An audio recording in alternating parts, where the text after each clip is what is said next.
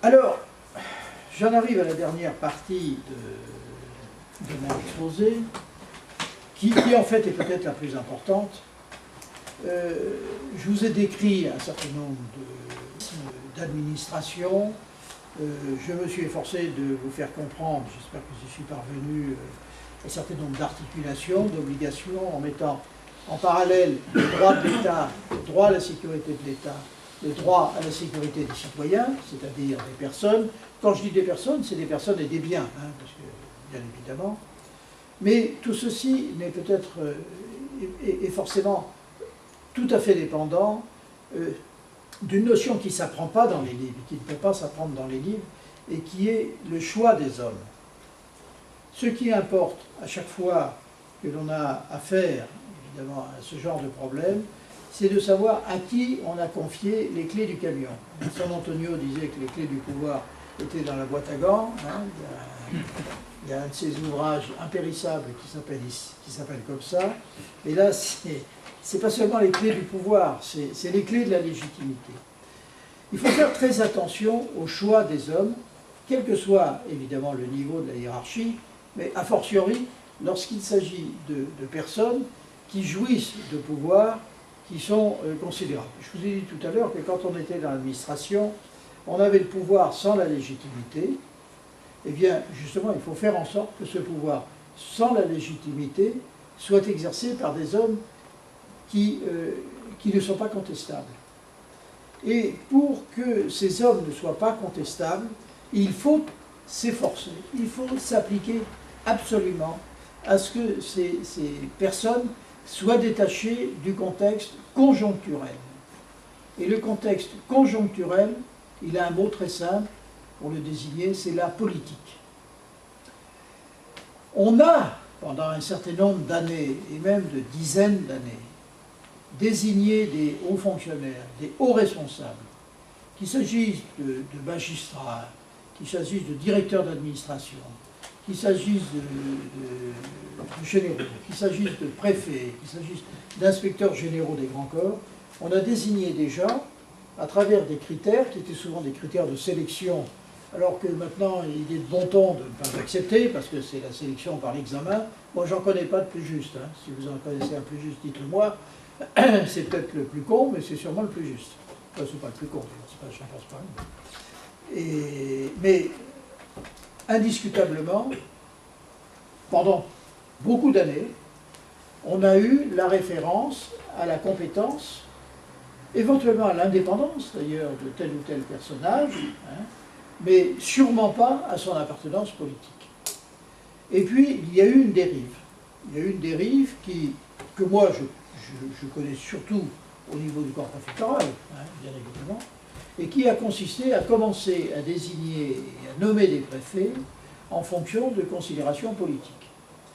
Et tu sais que j'ai beaucoup d'admiration hein, pour François Mitterrand, mais c'est lui qui a mis le doigt dans l'engrenage. Alors, il a mis le doigt dans l'engrenage avec un compère qui n'était pas vraiment son compère, puisque c'était Chirac, qui c'était pendant la première cohabitation. Mais on a commencé à ce moment-là, on a décidé de nommer des préfets comme ça, bon, au super tour extérieur. Alors, quand on est allé chercher M. Chérec, le père, bon, c'est un homme absolument remarquable, insoupçonnable, incontournable, d'accord. Quand on est allé chercher le commandant Proutot pour le nommer préfet, là, je dois dire que j'ai légèrement toussé, je n'ai pas été le seul. Je vous parle de Proutot. Après, il y a eu Marchiani, enfin, on a eu du beau monde hein, dans ce domaine. Et là, on a commencé à mélanger. Alors, et après, je peux dire que ce n'était pas seulement la gauche, c'était la droite, c'était tout le monde. Et actuellement, on y va allègrement. Mais je pense que c'est sortir, en quelque sorte, d'une certaine légitimité républicaine, qui est celle du mérite. Il faut revenir à une méritocratie, même si ça doit déboucher parfois sur une technocratie, et qui est mieux, qui est beaucoup plus vivable, et qui surtout a beaucoup plus de justification que le fait de confier la politisation, oui, pure et simple, d'un certain nombre de responsables, d'un certain nombre de grands corps, et même jusqu'en bas de la hiérarchie, d'un certain nombre de serviteurs de l'État. Il faut donc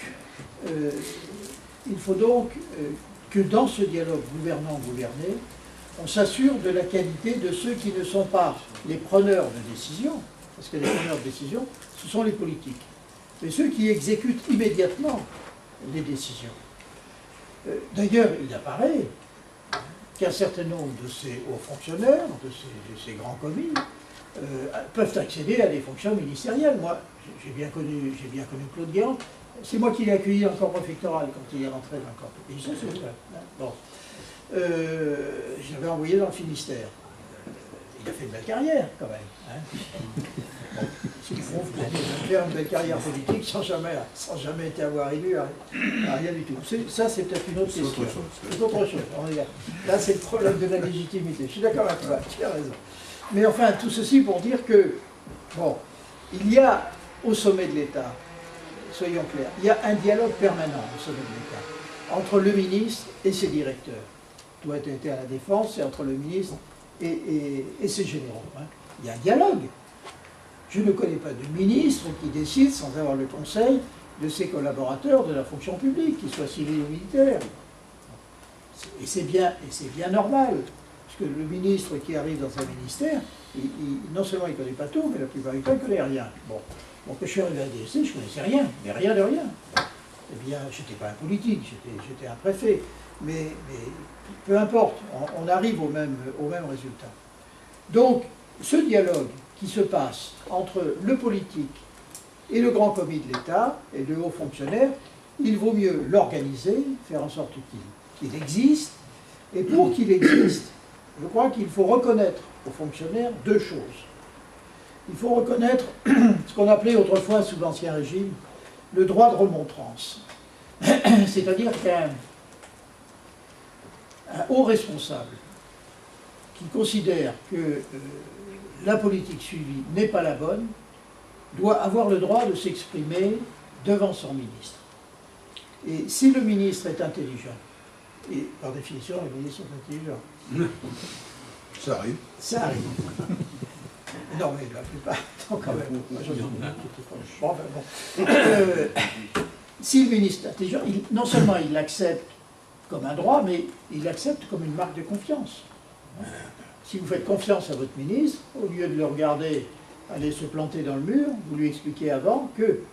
Donc le droit de remontrance qui existait sous l'Ancien Régime, puisque les parlements de l'Ancien Régime avaient le droit de remontrance vis-à-vis du roi, c'est un droit qu'il faut reconnaître aux fonctionnaires.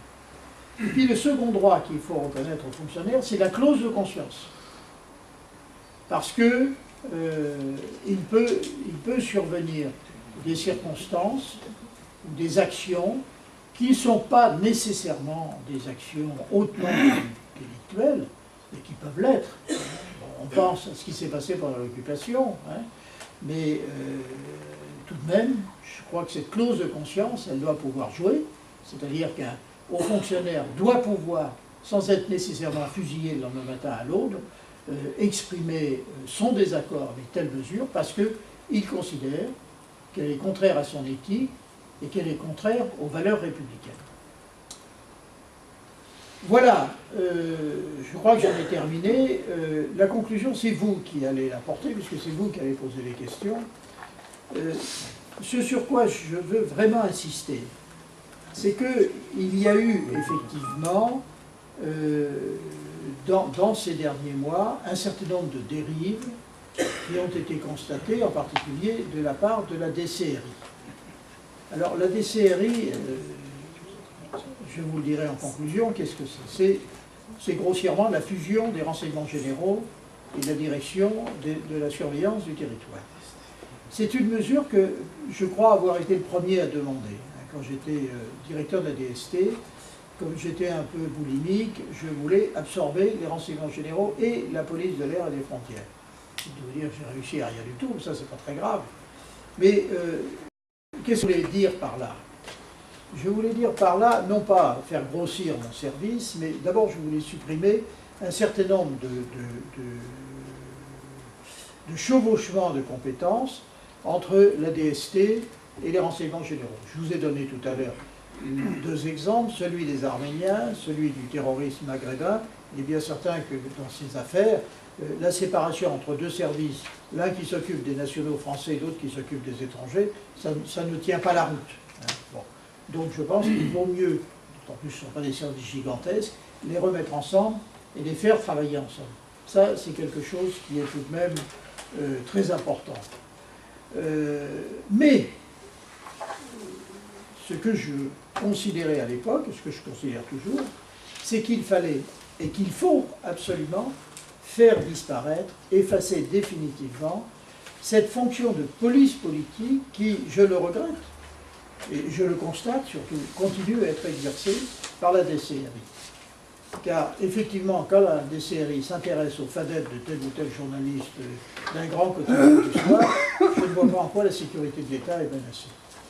Donc, il faut être très strict sur ce plan-là.